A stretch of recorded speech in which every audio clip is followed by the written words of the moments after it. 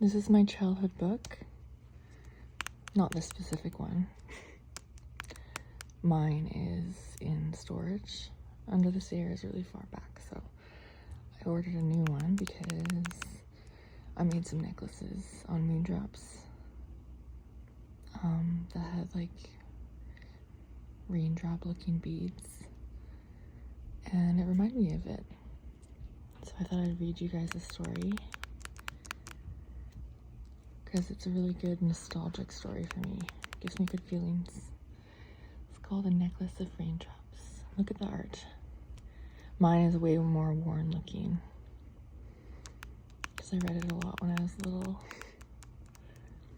But isn't it cute with the funny looking dragon and her necklace? Okay. There's a few short stories in here too. I should read the other ones too.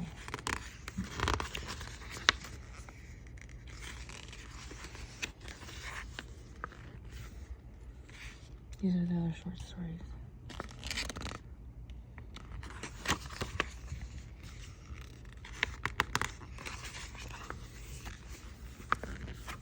Doing this with one hand.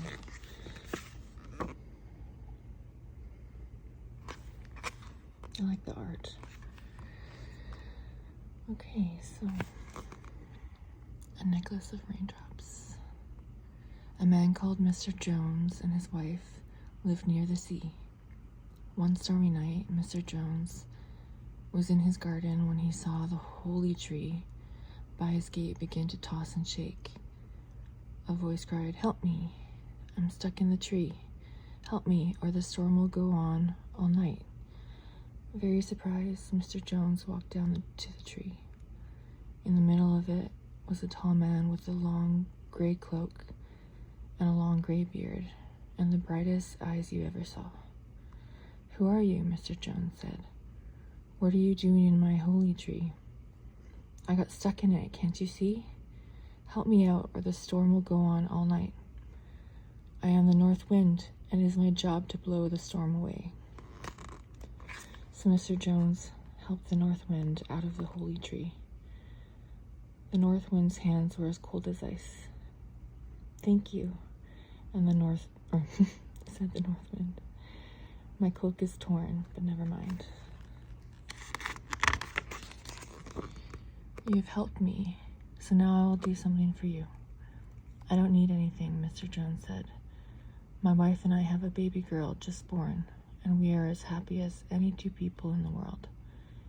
"In that case," said the north wind, "I will be the baby's godfather. My birthday present to her will be this necklace of raindrops." From under his gray cloak, he pulled out a fine, fine silver chain. On the chain were 3 bright, shining drops.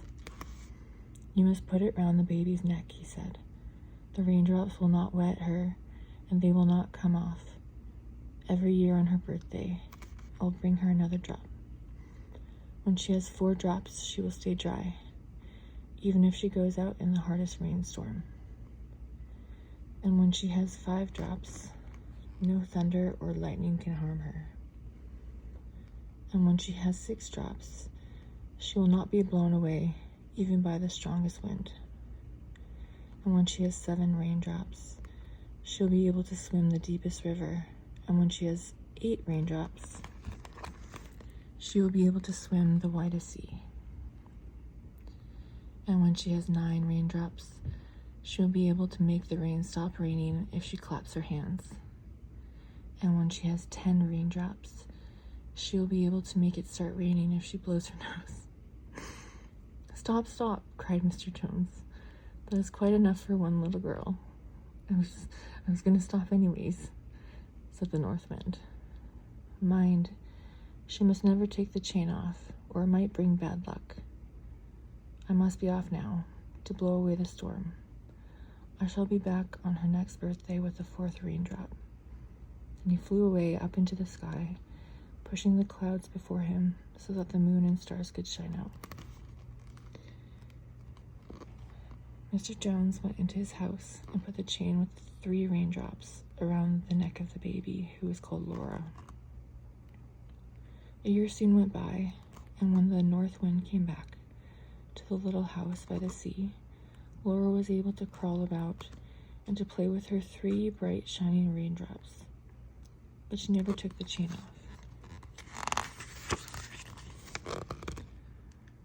When the north wind had given Laura her 4th raindrop, she could not get wet, even if she was out in the hardest rain. Her mother would put her out in the garden in her pram, and people passing on the road would say, "Look at that poor little baby left out in all this rain. She will catch cold." But little Laura was quite dry and quite happy playing with the raindrops and waving to her godfather, the north wind, as he flew over. Next year, he brought her the 5th raindrop, and the year after that, the 6th, and the year after that, the 7th. Now Laura could not be harmed by the worst storm, and if she fell into a pond or river, she floated like a feather. And when she had 8 raindrops, she was able to swim across the widest sea, but as she was happy at home, she never tried. And when she had 9 raindrops, Laura found that she could make the rain stop by clapping her hands. So there were many, many sunny days by the sea. But Laura did not always clap her hands when it rained, for she loved to see the silver drops come sliding out of the sky. Now it was time for Laura to go to school. You can guess how the other children loved her. They would call, "Laura, Laura, make it stop raining, please, so that we can go out to play." And Laura always made the rain stop for them. But there was a girl called Meg who said to herself, "It isn't fair. Why should Laura have that lovely necklace and be able to stop the rain? Why shouldn't I have it?" So Meg went to the teacher and said, "Laura is wearing a necklace." Then the teacher said to Laura, "You must take your necklace off in school, dear. That is the rule." "But it will bring bad luck if I take it off," said Laura. "Of course it will not bring bad luck. I will put it in a box for you and keep it safe till after school." So the teacher put the necklace in a box. But Meg saw where she put it, and when the children were out playing and the teacher was having her dinner, Meg went quickly and took the necklace and put it in her pocket. When the teacher found that the necklace was gone, she was very angry and sad. "Who has taken Laura's necklace?" she asked, but nobody answered. Meg kept her hand tight in her pocket holding the necklace, and poor Laura cried all the way home. Her tears rolled down her cheeks like rain as she walked along by the sea. "Oh," she cried, "what will happen when I tell my godfather that I have lost his present?" A fish put his head out of the water and said, "Don't cry, Laura dear. You put me back in the sea when a wave threw me out on the sand. I will help you find your necklace." And a bird flew down and called, "Don't cry, Laura dear. You saved me when a storm blew me onto your roof and hurt my wing. I will help you find your necklace." And a mouse popped his head out of a hole and said, "Don't cry, Laura dear. You saved me once when I fell in the river. I will help you find your necklace." So Laura dried her eyes. "How will you help me?" she asked. "I will look under the sea," said the fish, "and I will ask my brothers to help me. I will fly about and look in the fields and the woods and roads," said the bird, "and I will ask my brothers to help me. I will look in the houses," said the mouse, "and I will ask my brothers to look in every corner and closet of every room in the world." So they set to work. While Laura was talking to her 3 friends, what was Meg doing?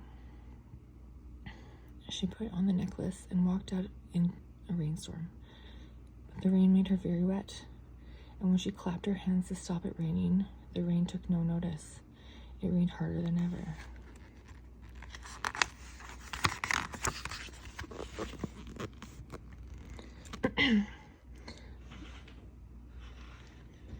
The necklace would only work for its true owner.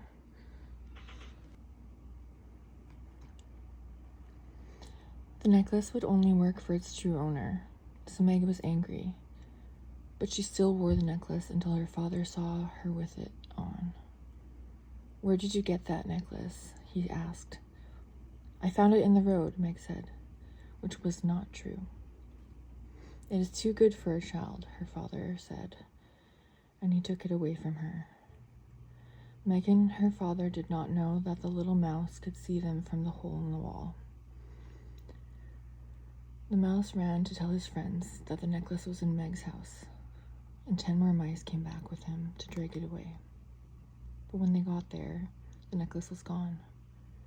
Meg's father had sold it for a great deal of money to a silversmith. 2 days later, a little mouse saw it in the silversmith's shop and ran to tell his friends. But before the mice could come to take it, the silversmith had sold it to a trader who was buying fine and rare presents for the birthday of the Princess of Arabia. Then a bird saw the necklace and flew to tell Laura. The necklace is on a ship, which is sailing across the sea to Arabia. "We will follow the ship," said the fishes. "We will tell you which way it goes. Follow us." But Laura stood on the edge of the sea. "How can I swim all that way without my necklace?" she cried. "I will take you on my back," said a dolphin. "You have often thrown me good things to eat when I was hungry." So the dolphin took her on his back, and the fishes went on in front, and the birds flew above, and after many days they came to Arabia. "Now where's the necklace?" called the fishes to the birds. "The king of Arabia has it. He's going to give it to the princess for her birthday tomorrow." "Tomorrow is my birthday too," said Laura. "What will my godfather say when he comes to give me my 10th raindrop and finds that I have not got the necklace?"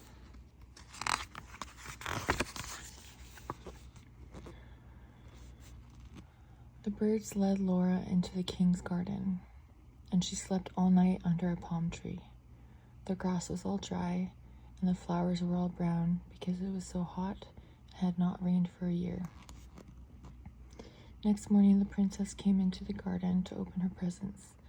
She had many lovely things: a flower that could sing, and a cage full of birds with green and silver feathers, a book that she could read forever because it had no last page, and a cat who could play cat's cradle, a silver dress of spider webs, and a gold dress of goldfish scales, a clock with a real cuckoo to tell the time, and a boat made out of a great pink shell. And among all the other presents was Laura's necklace. When Laura saw the necklace, she ran out from under the palm tree and cried, "Oh, please, that necklace is mine." The king of Arabia was angry. "Who is this girl?" he said. "Who let her into my garden?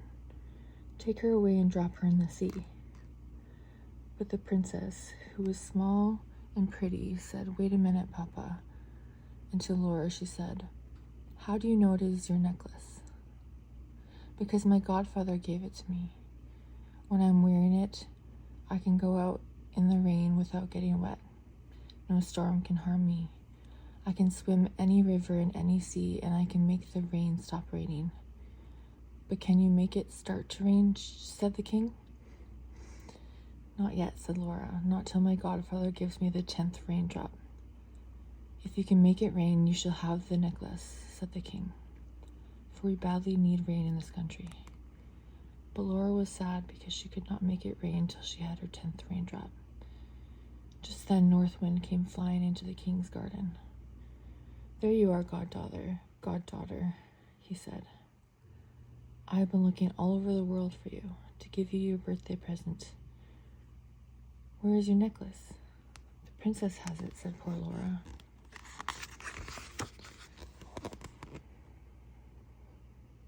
It's nice art. That's the North Wind, I guess. It's cool. And the little girl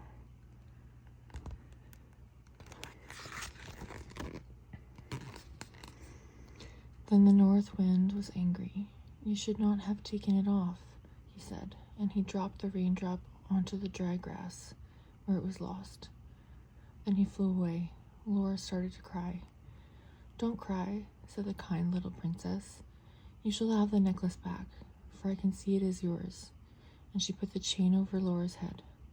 As soon as she did so, one of Laura's tears ran down and hung on the necklace beside the 9 raindrops, making 10. Laura started to smile. She dried her eyes and blew her nose. And guess what? As soon as she blew her nose, the rain began falling. It rained and it rained. The trees all spread out their leaves, and the flowers stretched their petals, and they were happy to have a drink. At last, Laura clapped her hands to stop the rain. The king of Arabia was very pleased. "That is the finest necklace I have ever seen," he said. "Will you come and stay with us every year so that we have enough rain?" And Laura said she would do this. Then they sent her home in the princess's boat made out of a pink shell. Cute picture.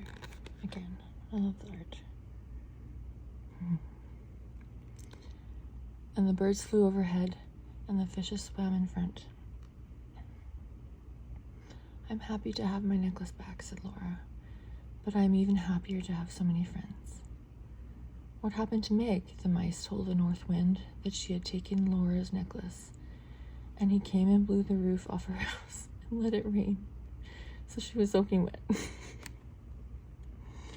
The end. Cute. Cute. So cute. Tell me if I should read other ones, because I love these stories.